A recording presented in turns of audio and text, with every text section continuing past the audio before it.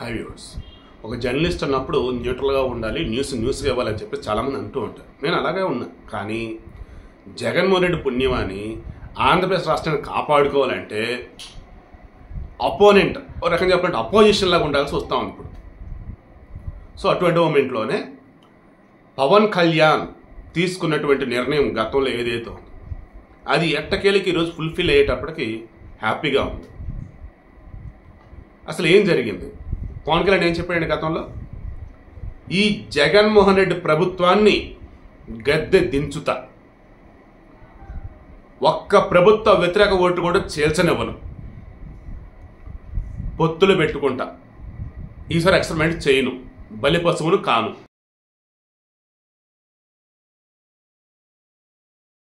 ఇదే కదా చెప్పాడు. తర్వాత టీడీపీ జనసేన సంబంధించి పొత్తు అన్నప్పుడు వస్తూ ఉన్న మూమెంట్లో మనం కోరుకుంటున్నాము, బట్ వాళ్ళు కూడా కోరుకోవాలి కదా అని చెప్పేసేమో చంద్రబాబు గారు అన్నారు. పవన్ కళ్యాణ్ నుండి గౌరవప్రదమైనటువంటి సీట్లు కనుక ఇస్తే అప్పుడు పొత్తుకు మేము రెడీ అని ఆయన అన్నారు. తర్వాత మధ్యలో వైసీపీలు తెగరచ్చగొడతా ఉన్నారు. సింహం సింగిల్గా రావాలి, మా జగన్మోహన్ రెడ్డి పులి సింగిల్గా వస్తాడు అద్దని. అయినా సరే టీడీపీ కానీ జనసేన ఎక్కడ కూడా ఆ విషయంలో నోరెత్తలు. ఎప్పుడైతే చంద్రబాబు గారిని అరెస్ట్ చేసి లోపల పెంచున్నారు రాజమండ్రి జైల్లో, అప్పుడు పవన్ కళ్యాణ్ ఓపెన్ అయ్యాడు. టీడీపీ జనసేన కలిసి ఎన్నికల్లోకి వెళ్తున్నాయి, బీజేపీ ఆశీస్సులు మాకుంటాయి, బీజేపీ కూడా మాతో కలిసి ఉంటే నమ్మకం నాకుంది అన్నారు. అప్పుడు ఎవరు అడుగున్నారు, అదేంటి వాళ్ళేమో మేము సింహం సింగిల్గా వచ్చింది అంటున్నారు, మీరే పొత్తులు వెళ్తున్నారు ఏంటంటే, అయ్యా మేము మనుషులం, మేము కలిసే ఉంటాం, కలిసి అడుగులేస్తాం. వాళ్ళు సింహాలు పులులు అడవుల్లో ఉండాల్సిన వాళ్ళు, మనుషుల్లో కాదు. వాళ్ళు అలాగే ఉన్నప్పుడు జంతువుల్లాగా మేము మనుషులు చెప్పి క్లారిటీ ఇచ్చాడు. ఇక అప్పటి నుంచి ఛాన్స్ దొరికినప్పుడల్లా ఏదో విధంగా టీడీపీ జనసేన మధ్య గ్యాప్ తీసుకురావడానికి వైసీపీలు చేయని ప్రయత్నం అంటూ లేదు. చేయగొండి హరిరామజగన్ పెద్ద మనిషి చేత, ముద్దగడ పద్మనాభం చెప్పి ఇంకో పెద్ద మనిషి చేత, చివరికి ఏంట్రా వీళ్ళు అంటే వైసీపీ పావులు ఇల్లు. చేయగొండి హరిరామజోగయ్య కొడుకేమో వైసీపీలో ఉంటాడు, ఆయనేమో నేను జనసేనతో అంటాడు. పవన్ కళ్యాణ్ వచ్చేసి అయ్యా మీరు లెటర్ రాయటం సలహాలు ఇవ్వటాలు కాదు, నాతో కలిపి రాజకీయంలో నడవండి అంటాడు. అలా కాదంటారు వీళ్ళు. కమిటీ ముద్దగడ పద్మనాభం అయితే నిన్న మాట్లాడుకున్నాం. ఆయన వచ్చేసి ఏం చేస్తున్నాడు, పవన్ కళ్యాణ్ నా దగ్గరకు వస్తా అన్నాడు, కలుస్తా అన్నాడు, మాట్లాడుతా అన్నాడు, రానివ్వకుండా ఆపుతున్నారు అంతే ఇది అంటున్నాడు. చివరిగా తేలింది ఏంటంటే ఆయన వైసీపీ మనిషి. ఏదో విధంగా జనసేనలోకి ఎంటర్ అయ్యి అక్కడ చీలికలు తెచ్చి కంపు చేయాలి టీడీపీ జనసేన మధ్య అని చెప్పేసి ఆయన ప్లాన్. ఆ చంద్రబాబు ముందుగానే గుర్తించేసి ఆయన రానివ్వకుండా ఎట్టకేలకు పవన్ కళ్యాణ్ చేత స్మూత్గా హ్యాండిల్ చేయించాడు. ముద్దగడ పద్మనాభం నిస్వరూపం నిన్న బయటపడిపోయింది. సో ఇటువంటి మూమెంట్కి బ్యాలెన్స్ ఎవరున్నారు? బీజేపీ. ఈ బీజేపీకి సంబంధించి పదే జగన్మోహన్ రెడ్డి అనేది ఏంటి, మాకు మోదీ ఆశీస్సులు ఉన్నాయి, కేంద్రానికి అన్ని మేము చెప్పి చేస్తున్నాం అంట.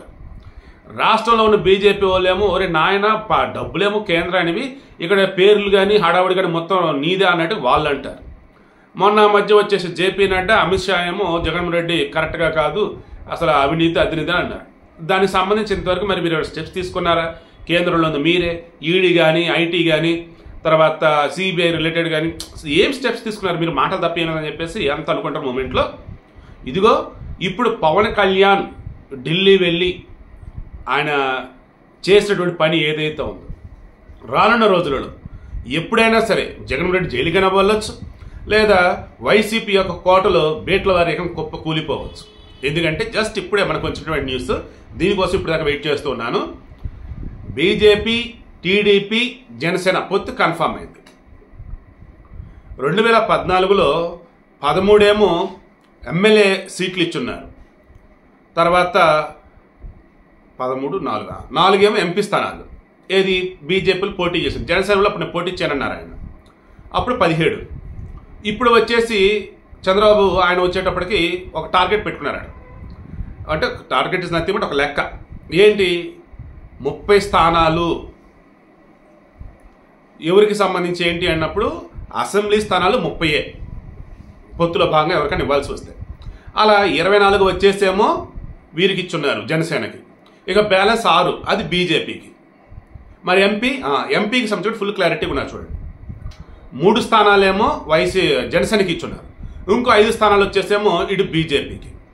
సో 5, 6, 11 పొత్తుల భాగంగా బీజేపీకి ఇస్తుంది.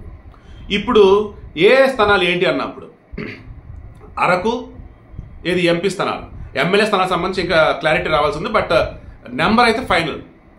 జనసేన 24, 6 బీజేపీ ఎమ్మెల్యే స్థానాలు. సో లోకల్ కదా ఎమ్మెల్యే అన్నప్పుడు, సో దాని చాలా లెక్కలు ఉంటాయి. స్ట్రాంగ్ క్యాండిడేటా లైక్ ఎలా ఏంటని. ఈవెన్ రాజమండ్రి రూరల్ కూడా గోరెంట్ల బుచ్చి చౌదరి అని చెప్పేసి కందులు దుర్గేష్ అని చెప్పేసి అన్నారు. బట్ క్లారిటీ వచ్చింది, కందులు దుర్గేష్ వచ్చేసి నిడదవోలు నుంచి, గోరెంట్ల బుచ్చి చౌదరి వచ్చేసి రాజమండ్రి రూరల్ నుంచి అని జస్ట్ ఇందా క్లారిటీ వచ్చింది. అది కూడా సో ఈ అసెంబ్లీ సంబంధించి మనకు క్లారిటీ రావాలి. ఇక ఎంపీ స్థానానికి సంబంధించి క్లారిటీ వచ్చేసింది. అరకు అంటే బీజేపీ జనసేన సంబంధించి వీళ్ళు పోటీ చేశారు. అరకు 1, అనకాపల్లి, కాకినాడ, రాజమండ్రి, నర్సాపురం, మచిలీపట్నం, తిరుపతి, రాజంపేట. సో 8 స్థానాలు. 3 ఏమో జనసేన, 5 ఏమో బీజేపీ. ఓకే, ఇది. ఇక ఇప్పుడు వైసీపీ అష్ట దిగ్బంధనం కాబడిందా లేదో ఒకసారి మీరే చెప్పండి. వర్డ్ కూడా అందుకే నేను యూజ్ చేశాను తమ్నైల్. జగన్మోహన్ రెడ్డి పదే పదే చెప్తున్నది ఏంటండి, బటన్ నొక్కే డబ్బులు ఇచ్చా, బటన్ నొక్కే డబ్బులు ఇచ్చా. ఎవరు డబ్బులు అవి? ప్రజల పన్నులు కడితే వచ్చిన డబ్బులు, లేదా నువ్వు అప్పులు తెచ్చిన డబ్బులు. ఎవరు తీర్చాలి? జనాలు తీర్చాలి. జగన్మోహన్ రెడ్డి జేబులో నుంచి పెట్టాడా? లేదే. అదేమంటే దొరికిన కాడికి దొరికినట్టుగా ఆ పథకాలకు వాళ్ళ నాన్న పేర్లు లేదా ఈయన పేర్లు, అదేమంటే ఆ బిల్డింగ్ పేర్లు ఈ బిల్డింగ్ పేరు మార్చాలి. ఇవి తప్ప ఈయన చేసింది ఏమైనా ఉందా? ఇదేనా పరిపాలన అంటే? జనాలు మొత్తం రియలైజ్ అయ్యారు. Where is job calendar, where is mega DSC, where is మద్యపాన నిషేధం, పొలం కంప్లీట్ అయిందా, రోడ్లు ఎంత అధ్వానంగా ఉన్నాయి, కరెంటు ఛార్జీలు ఎన్నిసార్లు పెంచారు, ఆర్టీ ఛార్జీలు ఎన్నిసార్లు పెంచారు, అడ్డదడిన పనులు ఏంటి, రిజిస్ట్రేషన్ ఛార్జీలు ఎందుకు డబ్బులు అయినాయి, ఇలా చెప్పుకుంటూ పోతే వామ్మో ఇంత అధ్వానమైన పరిపాలనలు ఈరోజు మనం ఉన్నామని చెప్పేసి అందరికీ అర్థమైపోతుంది. ఇప్పుడు బీజేపీతో కలిశారు. బీజేపీలో ఇంకేం చేస్తారు? కేంద్రం నుంచి నిధులు ఎన్ని వచ్చి ఉన్నాయి, దానిని ఈయన కరెక్ట్గా వాడాడా లేదా. ఈ రకం చూసుకుంటున్న పంచాయతీ నిధులను కూడా వీళ్ళు పక్కదారి పట్టించారు. వేరే వేరే పథకాలకు సంబంధించి కేంద్రం నుంచి వస్తే వాటిని కూడా పక్కదారి పట్టించారు. ఇప్పుడు అవన్నీ బయటపడతాయి. అంటే ప్రజల ముందు జగన్మోహన్ రెడ్డి పరిపాలన ఎంత అధ్వానం అన్నది ఇంకేమిలా ఎలా చెప్పాలి, నగ్న సత్యం అన్న వేళ అంటూ ఉంటారు చూసారా, అలా మొత్తం ఇంక ఓపెన్ చేసి చూపిస్తారన్నట్టు. ఏది ఈయన పరిపాలన ఎంత అధ్వానంగా ఉంది, కేంద్రం నుంచి ఫండ్స్ కూడా అలా డైవర్ట్ చేసాడు ఏంటి. అండ్ ఇప్పుడు ఆల్రెడీ మన తమిళనాడులో ఇసుక తవ్వకాలకు సంబంధించేసి ఎన్ఫోర్స్మెంట్ డైరెక్టరేట్ సిబిఐలో కేంద్ర దర్యాప్తు సంస్థ అయితే ఒక ఇన్వాల్వ్ అయి ఉన్నారు. అక్కడ తవ్వకాలు కూడా ఆపున్నారు. అలా చూస్తే ఏపీలో బోల్డ్ ఎంత దారుణంగా ఉండింది బాబు అని చెప్పేసి అంటున్నారు. ఈ కమిషన్లు కానీ డబ్బుల విషయంలో కానీ ఇలా చూసుకుంటున్నప్పుడు నేషనల్ గ్రీన్ ట్రిబ్యునల్ ఉండొచ్చు, ఫారెస్ట్ డిపార్ట్మెంట్ వాళ్ళు వీళ్ళంతా ఇప్పుడు ఒక్కసారిగా యాక్టివ్ కనుక అయినట్టయితే ఏటు ఎన్నికలు కూడా అమల్లోకి రాబోతుంది. కాబట్టి రాష్ట్ర పోలీసులు మనగానే అవినాష్ రెడ్డి అరెస్ట్ చేయడానికి సిబిఐ వాళ్ళు వస్తే శాంతి భద్రత దృష్టి అని చెప్పేసి అడ్డుకున్నారే, అలా ఇంక ఉండదు. ఇప్పుడు జస్ట్ ఇందా పవన్ కళ్యాణ్ అన్నాడు, మంగళగిరిలో జనసేన వాళ్ళు ఉంటున్నటువంటి క్వార్టర్స్ ఏవైతున్నాయో అక్కడికి అసలు సర్చ్ వారెంట్ లేకుండా నైట్ వెళ్ళి వాళ్ళని ఇబ్బంది గురి చేశారట. గుర్తు పెట్టుకుంటున్నాము, మీరు ఇప్పటికి జనసేన మీరు ఇప్పటికే వైసీపీకి సంబంధించిన కార్యకర్తలుగా పనిచేస్తే పోలీసులు రేపటి రోజు ఒక్కరు కూడా వదిలిపెట్టద్దు మేము అధికారంలోకి వస్తే అన్నారు. సో పోలీసులు కూడా ఇంకా ఆల్రెడీ అలర్ట్ అయిపోతున్నారు. వాళ్ళు కూడా ఒరే బాబు వైసీపీ గవర్నమెంట్ పోయేటట్టు ఉంది, ఎన్నారు వాళ్ళు చెప్పింది చేసాం మనం చాలు బాబు, ఇంకా ఎన్నికలు కూడా అమల్లోకి రాబోతుంది కాబట్టి ఇప్పుడైనా మనం డ్యూటీ మనం చేసుకుందాం అన్న వీళ్ళు వాళ్ళు ఉన్నారు.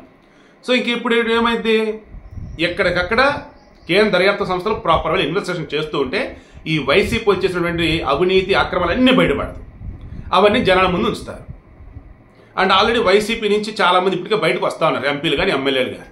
కొన్ని చోట్ల వచ్చేసి భయంకరమైన వ్యతిరేకత వస్తూ ఉంది. ఇలా చెప్పుకుంటూ పోతే ఒక్క ఛాన్సే లాస్ట్ ఛాన్స్ అవుతుంది జగన్ కన్నా. నేను గతంలో చెప్పినా అదే నిజం కాబోతా ఉంది. ఈ మొత్తం మీద ఎపిసోడ్లో పవన్ కళ్యాణ్ ఏదైతే మాట అన్నాడో వైసీపీని ఇంటికి పంపుతామన్నాడు, అండ్ జగన్ రెడ్డి చేసిన తప్పులను బయట పెడతామన్నారు, అండ్ మొత్తంగా రాష్ట్రానికి సంబంధించి అభివృద్ధి కోసం బాగు కోసం ఎన్ని మెట్లని నేను దిగుతా అన్నాడు, అన్నిటికి సంబంధించి ప్రతిపక్షాలను ఏకం చేస్తా అన్నాడు.